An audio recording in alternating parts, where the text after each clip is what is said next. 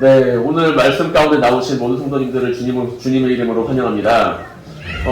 어떠한 분이 되고 싶으세요? 갑자기 뜬금없죠? 여러분들은 어떠한 사람이 되고 싶으십니까?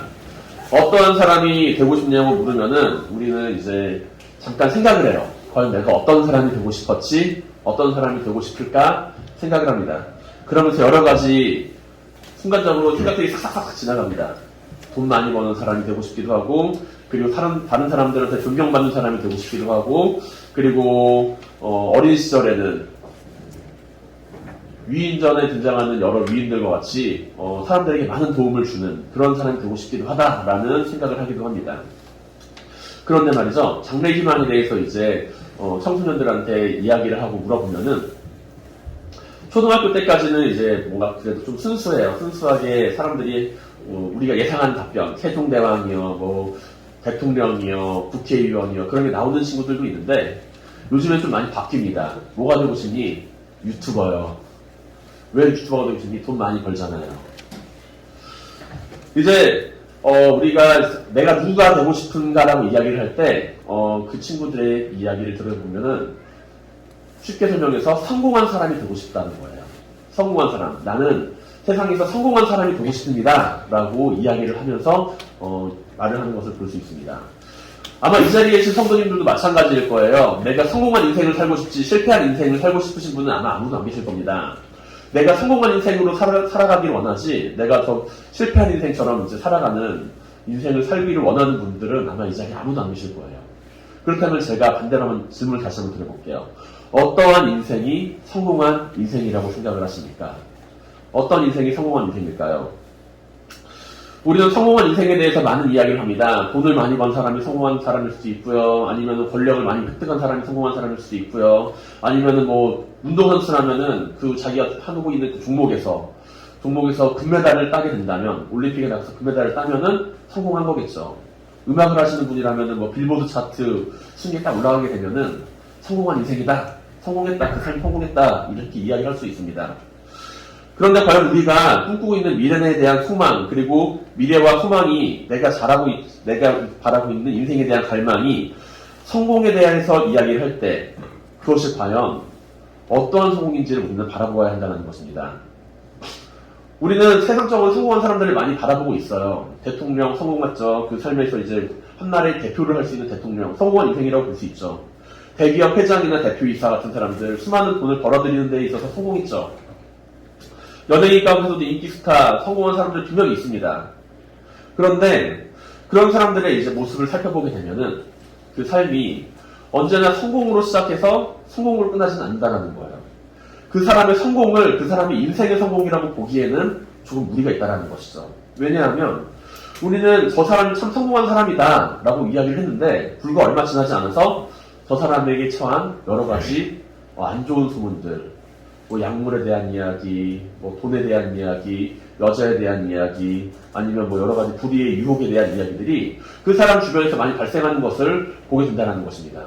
그렇기 때문에 잠시 잠깐은 그 사람을 바라보았을 때 성공했구나, 멋진 사람이다 라고 바라볼 수는 있을지 몰라도 어느 순간 바라보게 되니까 나는 저렇게 살면 안 되겠다 라고 우리는 바라보게 된다는 것이죠. 그렇다면 성공한 그리스도인은 어떤 사람일까요? 우리는 그리스도인이죠. 이 자리에 계신 성도님들은 다 나는 그리스도인이다 고백을 하시는 분들 아닙니까? 그렇다면 성공한 인생이 아니라 성공한 그리스도인이라고 한번 제가 질문을 바꿔보겠습니다. 성공한 그리스도인은 어떤 그리스도인이 성공한 그리스도인일까요? 반대로 실패한 그리스도인은 어떤 그리스도인이 실패한 그리스도인일까요? 사도 바울은요, 로마서 8장 5절에서 다음과 같이 기록하고 있습니다. 로마서 8장 5절의 말씀 우리가 함께 보도록 하겠습니다. 함께 공독합니다. 육신을 따르는 자는 육신의 일을, 영을 따르는 자는 영의 일을 생각하나니. 아멘. 앞서 우리가 이야기했던 여러 가지 사람들의 모습은요, 육신의 일을 따라 살아가는 가운데 육신의 성공을 생각했던 사람들이라고 한다면, 우리가 지금 내가 그리스도인이다 라고 이야기를 할 때 우리가 생각하는 성공은 육신의 일에 있지 않고 영의 일을 바라보고 있어야 한다는 것이죠. 만약 우리가 육신의 일을 성공으로만 여기고 있다라고 한다면 육신의 생각이 매여있는 사람일 것입니다. 그러나 영의 일을 생각하며 성공을 바라보고 있다라고 한다면 우리는 영적으로 성공한 사람이라는 것이죠. 그렇게 그리스도인들은 성공한 사람인지 실패한 사람인지 우리가 생각하고 분류를 할 때 단순히 그 사람이 세상적으로 성공한 사람인가 성공한 사람이 아닌가라고 분류하기 앞서서 그 사람이 하나님과 영적인 관계에 있어서 성공한 사람인가 성공하지 못한 사람인가를 바라보아야 한다는 것이죠. 성경 안에 등장하는 성공한 사람들은 어떤 사람들인가요? 우리가 생각하기에 성공한 사람들 어떤 사람들이 있나요? 다윗 성공한 사람입니까? 하나님 앞에서 성공한 사람인가요? 사울왕 성공한 사람입니까? 실패한 사람입니까? 다윗과 사울의 인생을 바라보았을 때 우리는 무엇을 통해서 다윗의 인생은 성공한 인생이고 사울의 인생은 실패한 인생이다. 그렇게 이야기를 말하고 있나요? 다윗이 그가 왕이 되었기 때문에 성공한 인생이다라고 이야기를 하고 있습니까? 사울도 왕이 됐어요. 그렇다면 사울의 인생의 말년이 하나님께 버림받아가지고 이제 실패해가지고 왕 위에서 물러나서 처참한 죽음을 맞이했기 때문에 그래서 실패한 인생이라고 이야기를 하나요? 그렇다면 그 인생의 말년이 비참하게 끝났기 때문에 실패한 인생이라고 말을 한다면 우리는 신약 성경 안에서 등장하는 여러 순교의 반열에 있는 성도님들 그리고 사도들을 알고 있습니다. 베드로와 바울과 같은 여러 복음을 전하다가 순교한 이들, 그들의 인생은 마지막에 다른 사람들의 앞에서 처참한 처형장 앞에서 죽임을 당하는 순교의 자리를 마무리하게 돼요. 그 사람들의 인생이 그렇다면 실패한 인생이 되는 건가요? 우리는 성경 안에 등장하는 성공한 사람들의 조건, 그 사람들의 조건이 세상적으로 바라보았을 때 성공이냐 실패냐가 아니라 그 사람의 인생에서 하나님이 함께 하셨는가 함께 하지 않으셨는가, 그 사람의 마지막 순간까지 함께 하였는가 함께 하지 않았는가에 대해서 바라볼 때 우리는 그 사람의 인생이 성공했다 실패했다 이야기를 하고 있다는 것을 발견하게 됩니다. 성경 안에서 말하는 성공한 사람의 조건은 하나님이 그와 함께한 사람이라는 것이죠. 우리는 아브라함도 이삭도 야곱도 모세도 여호수아도 다 알고 있습니다. 그리고 공통적으로 우리가 그 사람들 앞에서 이야기할 때 하나님이 그와 함께 하셨다. 그의 인생을 지키시고 돌보셨다. 라고 이야기를 하며 그 인생은 성공한 인생이다. 라고 이야기를 한다는 것이죠. 그리고 오늘은 여호수아라고 하는 인물을 바라보면서 과연 하나님께서 함께하는 사람은 어떠한 인생을 살아갈까 함께 생각을 해보기를 원합니다. 하나님께서 함께하는 사람 어떠한 사람일까요? 오늘 제가 세 가지에 대해서 한번 말씀을 드리고자 합니다. 첫 번째로 하나님이 함께하는 사람은 하나님께서 주신 그 소망을 붙들며 살아가는 사람이 되어야 합니다. 오늘 본문에 등장하는 여호수아 어떤 사람인가요? 창세기, 출애굽기, 레위기, 민수기, 신명기, 여호수아라고 등장할 만큼 성경 안에 하나의 챕터를 하나의 이름을 가지고 있는 중요한 인물이기도 합니다. 여호수아라고 하는 그 인물은요. 그런데 이 여호수아라고 하는 인물은 모세의 뒤를 이어서 이스라엘 백성들을 가나안 땅으로 데리고 들어가야 되는 인물이었어요. 오늘 본문에 등장하는 여호수아는 모세의 뒤를 이은 출애굽 이스라엘의 두 번째 지도자입니다. 그런데 이 여호수아는 하나님의 능력을 정말 잘 믿고 있었어요. 정말 하나님의 능력을 잘 알고 있는 인물이었습니다. 여호수아의 이러한 신앙을 잘 보여주는 것은 바로 가데스 바네아에서 있었던 정탐꾼의 사건이에요. 12명의 정탐꾼들이 가데스 바네아에서 가나안 땅을 정탐하러 갑니다. 그리고 10명의 정탐꾼은 가나안 땅을 정탐하고 와서 안 돼요. 우리는 저기 못 들어가요. 우리는 저기에서 들어가기에 메뚜기와 같은 사람입니다. 저 사람들은 거인이고 우리는 메뚜기예요. 라고 이야기를 하면서 부정적인 보고를 할 때 여호수아와 갈렙은 하나님을 믿으면서 그한테 믿음의 고백을 하게 되죠. 다만 여호와를 거역하지 말라. 또 그 땅 백성을 두려워하지 말라. 그들은 우리의 먹이다. 라고요. 그렇게 하면 담대한 믿음을 고백했던 여호수아입니다. 그런데 이처럼 여호수아가 사람들이 보기에 불가능하다는 일을 바라보면서도 하나님이 함께하면 됩니다. 이야기를 하고 있는데 오늘 본문 가운데 하나님께서는 여호수아에게 다음과 같이 말씀하세요. 너는 강하고 담대하라고요.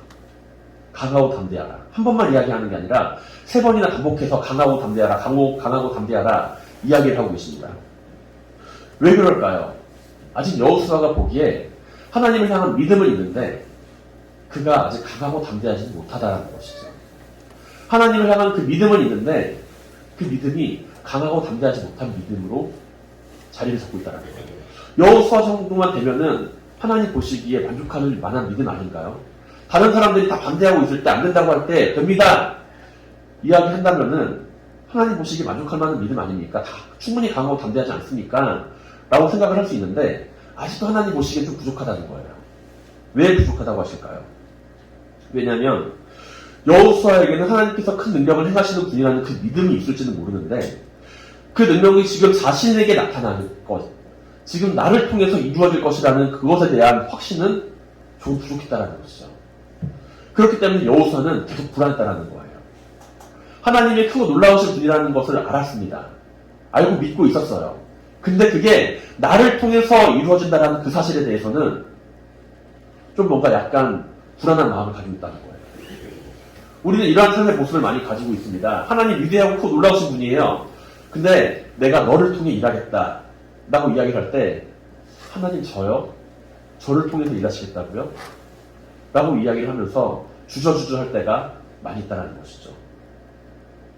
모세는 어떤 인물이었나요? 모세는 엄청난 인물이었죠. 모세처럼만 살아간다라고 한다면 정말로 엄청나게 뛰어난 영성을 가지고 능력을 가지고 많은 사람들을 호령할 정도로 하나님께 쓰임받는 사람이 아닐까 생각이 듭니다.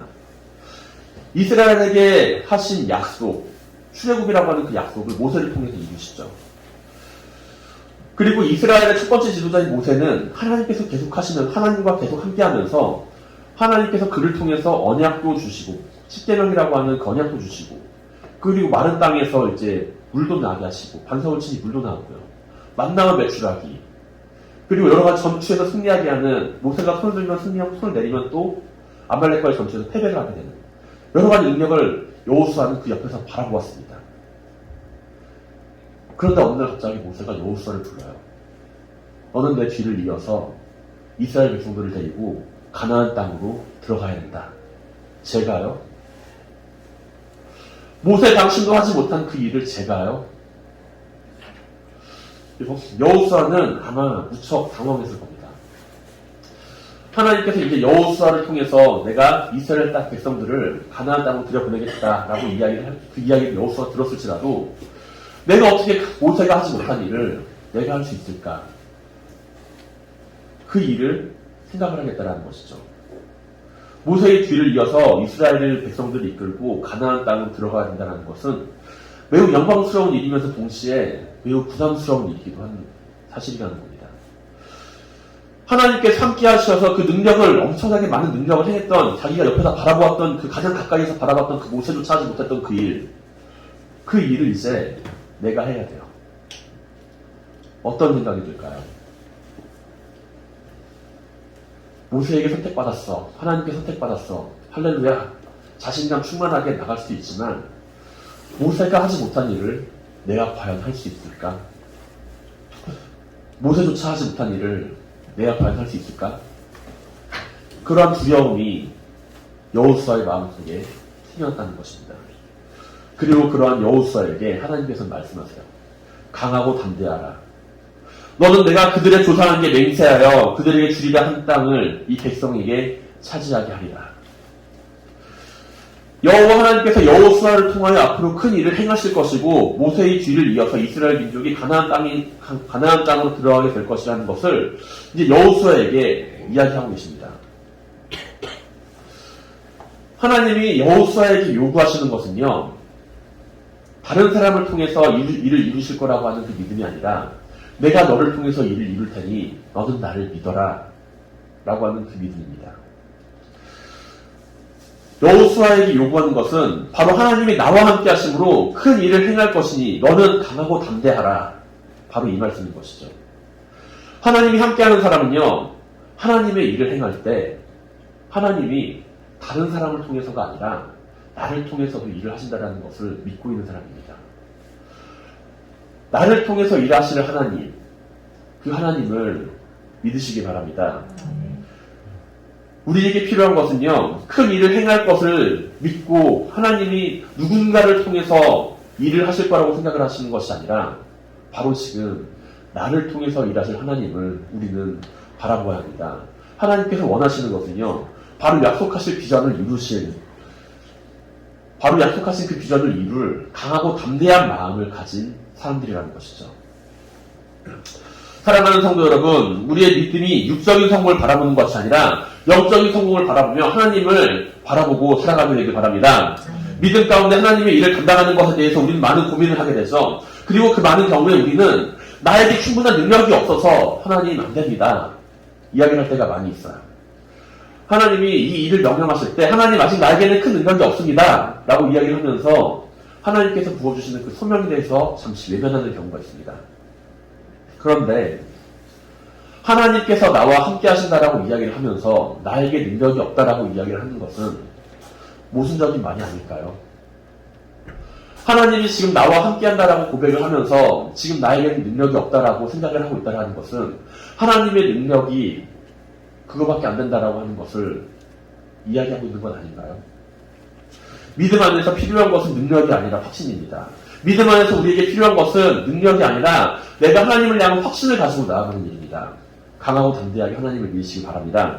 하나님께서 함께 하시는 가운데 언제나 강하고 담대하게 하나님을 바라보며 거룩한 소망을 가지고 하나님을 신뢰하며 살아가는 성도님들이 되시기를 주님의 이름으로 간절히 축원드립니다. 하나님께서는 또 여호수아를 향하여 강하고 담대하라라고 이야기를 말씀을 하시면서 말씀을 지켜 행하라고 이야기를 하세요. 무조건 하나님께서 나와 함께 하셔 하면서 이야기를 하면서 무턱대고 용감하고 자신감 있게 나가는 모습, 그 모습을 하나님께서 바라고 원하실까요? 하나님께서 지금 나와 함께 하시니까 나한테 무조건 뚫고 나간다, 그 모습을 바라고 계실까요? 아니라는 것이죠. 강하고 담대하게 하나님을 향한 그 확신을 가지고 있지만 그 가운데 우리는 말씀 안에서 강하고 담대하게 하나님을 향한 확신을 가지고 있어야 한다는 것입니다. 강하고 담대한 마음을 가지고 또한 행해야 할 것은 하나님의 말씀을 지켜 행하라는 것이에요. 그리고 이것은 하나님께 함께함으로 가지게 되는 형통함의 조건으로 주어지는 말씀이라는 것이죠. 여호와 하나님은 여호수아에게 두 번째로 강하고 담대하라고 말씀을 하시면서 모세가 내게 명령한 그 율법을 다 지켜 행하라 말씀을 하십니다. 이스라엘 백성에게 이 율법은요, 하나님의 말씀이자 반드시 지켜야 하는 계명입니다. 하지만 성경 안에서 이스라엘 백성들의 모습을 살펴보게 되면 하나님을 향해서 그 말씀을 지켜야 된다는 그 사실을 알고 있지만 그러지 못할 때가 많이 있어요. 이 사람들이 과연 하나님의 말씀을 지키는 것이 옳지 않다라는 것을 생각해서 그렇게 지키지 않았을까요? 아니죠. 이스라엘 백성들도 분명 하나님의 말씀을 지켜 행하는 것이 옳은 일이다라는 사실을 알고 있습니다. 알고 있었음에도 불구하고 그들은 하나님의 말씀을 떠나 살아가는 모습을 많이 보여줘요. 광야에서 그토록 하나님만을 믿고 의지하겠습니다. 하나님을 따르겠습니다. 그렇게 고백했던 사람들이 가나안 땅으로 들어가게 되자마자 하나님을 떠납니다. 이제 서서히. 그들이 섬겼던 우상을 따르게 됩니다. 하나님의 말씀을 통해서 판단하지 않는 모습을 보여주게 됩니다. 하나님께서 부어주시는 그 성공의 맛을 경험을 하게 되더니 이제 더 이상 하나님을 찾지 않고 우상을 따르게 됩니다. 이들이 하나님의 말씀을 지키는 것이 옳은 일이라는 것을 몰랐기 때문에 그렇게 살았을까요? 아니라는 것이죠. 알고 있었지만 행동하지 않았을 뿐입니다. 믿고 있었지만 행동하지 않았을 뿐입니다. 아는 것과 아는 것을 지켜 행하는 것은 큰 차이가 있습니다. 우리도 역시 하나님의 말씀을 거룩하고 지켜 행해야 함을 알고 있습니다. 그러나 그렇지 못하게 행동할 때가 많이 있는 것과 마찬가지라는 것이죠. 그런데 오늘 본문 가운데 하나님은 여호수아에게 모세가 내게 명령한 그 율법을 다 지켜 행하고 좌로나 우로나 치우치지 말라라고 명령하고 계십니다. 이제 가나안 땅에 들어갈 준비를 하고 있는 이스라엘 민족에게 있어서 지금은 가장 중요한 시기라고 할 수 있죠. 지금껏 자신들이 광야에서 배우고 경험한 것들, 하나님의 능력에 대해서 그것들을 이제 가지고서 가나안 땅으로 들어가게 되었을 때 이스라엘 백성들은 그곳에 사는 사람들과 충돌을 경험을 해야만 합니다. 이스라엘 백성들은 광야에서 유목생활을 하던 유목민족이었고 그곳에서 살던 사람들은 농사를 짓던 사람들이에요. 두 가지가 서로 경험하게 되는 어떻게 보면 문화적인 충돌, 종교적인 충돌이 분명히 발생하게 됩니다. 잠시 잠깐 방심하게 되면은 쾌락과 세상적인 성공과 평안함만을 이야기하는 그 우상들에게 쉽게 빠져들 수가 있어요. 하나님의 말씀을 지켜 따르는 것보다 그들이 믿고 따랐던 그 우상을 섬기는 것이 나의 삶에 더욱더 편안하고 안락함을 제공하기 때문에 더 이상 광야에서 헤매지 않아도 돼요. 이제 내가 농사지은 땅에서 내가 거둔 곡식을 먹으면 됩니다. 하나님이 주시는 만나와 매출하기를 더 이상 의지하지 않아도 돼요. 내가 저축하고 비축한 곡식들이 있습니다. 그런 상황에서 이제 점점 하나님을 떠나 살아가게 된다는 것이죠. 하나님은 여호수아에게 이야기를 합니다. 모세가 내게 명령한 그 율법을 다 지켜 행하고 좌로나 우로나 치우치지 말아라. 우리는 힘들고 어려울 때 하나님을 의지합니다. 하지만 점점 편해지면서 그 사실을, 그 간절함이 점점 사라질 때가 많이 있다는 것이죠. 우리가 하나님의 말씀을 지켜 행하는 데 있어서 필요한 것은요, 강하고 담대한 마음이에요. 내가 하나님의 말씀 앞에 서기를 간절히 원하고 간절히 갈망하는 강하고 담대한 마음이 없이는 하나님께서 주시는 그 말씀을 온전히 지켜 행할 수가 없다는 겁니다. 그렇기 때문에 하나님께서는 여호수아에게 이야기하세요. 강하고 담대하라. 모세가 내게 명령한 그 율법을 다 지켜 행하고 좌로나 우로나 치우치지 말라. 내가 그리하면 형통하게 될 것이다. 단지 여호수아의 문제만이 아니죠. 세상 속을 살아가는 우리 모두의 문제입니다. 우리 모두에게 적용되는 문제입니다. 우리는 우리의 삶의 자리에서 얼마나 강하고 담대하게 하나님의 말씀을 지켜 행하기 위해서 노력하고 살아가십니까? 직장에서, 회사에서, 학교에서, 가정에서 내가 살아가는 그 삶의 자리 가운데 밥을 먹고 공부하며 하나님 앞에 서가겠다고 이야기하는 그 가운데 하나님의 말씀을 기준으로 내가 얼마나 살아가고 얼마나 생각하고 살아가고 있나요? 강하고 담대하시기 바랍니다. 하나님의 말씀을 지켜 행하는 데 있어서도 강하고 담대하시기 바랍니다. 하나님께서는 자신을 믿고 따르는 사람들이 자신의 말씀을 행하는 것을 원하시는 분입니다. 하나님의 말씀을 분명하게 경청하시고 하나님께서 주시는 그 말씀을 내가 붙들고 살아갈 수 있게 해달라고 간절히 기도하시기 바랍니다. 우리는 세상을 살면서 강하고 담대해야 해요. 세상에 휘둘리지 않기 위해서 그 중심이 말씀 가운데 서 있어야 합니다. 강하고 담대하며 나의 종 모세가 내게 명령한 그 율법을 다 지켜 행하고 우로나 좌로나 치우치지 말라. 그리하면 어디로 가든지 형통하리니 이 율법책을 내 입에서 떠나지 말며 주야로 그것을 묵상하며 그 안에 기록된 대로 다 지켜 행하라. 우리가 우리의 삶 가운데 하나님이 함께하는 사람으로서 형통하게 되고 성공한 인생이 되기 위해서 언제나 말씀을 강하게 붙들고 살아가는 성도님들이 될 수 있기를 주님의 이름으로 간절히 축원드립니다. 강하고 담대하라. 마지막으로 이제 세 번째로 나옵니다. 여호수아에게 있어서 강하고 담대하라고 하는 것은요, 이제 뭐 강하고 담대해도 좋다, 아니면 담대할 수 있다, 너는 좀 지금보다 좀 더 나아져 봐라 라는 그런 차원이 아닙니다. 하나님께서는 분명히 말씀하시죠. 1장 9절에서 내가 내게 명령한 것이 아니냐, 강하고 담대하라. 여호수아에게 있어서 이것은 권면의 말씀이 아니라 명령입니다. 하나님의 명령이에요. 세상을 살아가면서 이스라엘 백성들이 이끌고 나아가면서 가나안 땅에 들어가서 너는 이제 강하고 담대해야 합니다. 절대적인 하나님의 명령이고, 이제 그렇지 않으면 여호수아가 망설이거나 주저주저하거나 불안해하거나 그러면 그것은 이제 하나님의 명령을 어기는 거가 되는 거예요. 여호수아에게 반드시 강하고 담대하라라고 명령을 하고 있습니다. 그리고 여호수아가 강하고 담대해야 하는 것은 내가 하나님을 선택했기 때문에 강하고 담대한 것이 아니라 하나님께서 여호수아를 선택하셨기 때문에 강하고 담대해야 합니다. 하나님은 여호수아에게 내 하나님 여호와가 라고 반복해서 이야기를 하고 있습니다. 내가 내게 명령한 것이 아니냐, 강하고 담대하라, 두려워하지 말며 놀라지 말라, 내가 어디로 가든지 내 하나님 여호와가 너와 함께 하시니라. 하나님은 여호수아에게 모세의 하나님이라고 이야기하지 않으세요. 아브라함의 하나님이라고 이야기하지 않으세요. 내 하나님 여호와가 너와 함께 할 것이다 말씀하고 계십니다. 하나님께서 원하시는 강하고 담대한 마음은요, 내가 모세처럼 살아갈 때 강하고 담대한 마음을 주시는 것이 아닙니다. 내가 아브라함처럼 살아갈 때 강하고 담대한 마음을 주시는 것이 아닙니다. 하나님께서 지금 너와 함께 하시는, 너와 함께하는 하나님이 함께할 때 강하고 담대한 마음을 가질 수가 있다는 것입니다. 여호수아가 모세처럼 되고자 해요. 여호수아가 이스라엘 백성을 이끌었던 그 놀라운 지도자의 모세처럼 행동을 하려고, 모세처럼 따라하려고 그래요. 그럼 여호수아는 여호수아인가요? 아니면 모세인가요? 모세와 여호수아는 분명 다른 인물입니다. 모세와 같이 배려한다면 계속 모세랑 자신을 비교하게 되겠죠. 모세는 이렇게 했는데 나는 어떻게 해야 되나?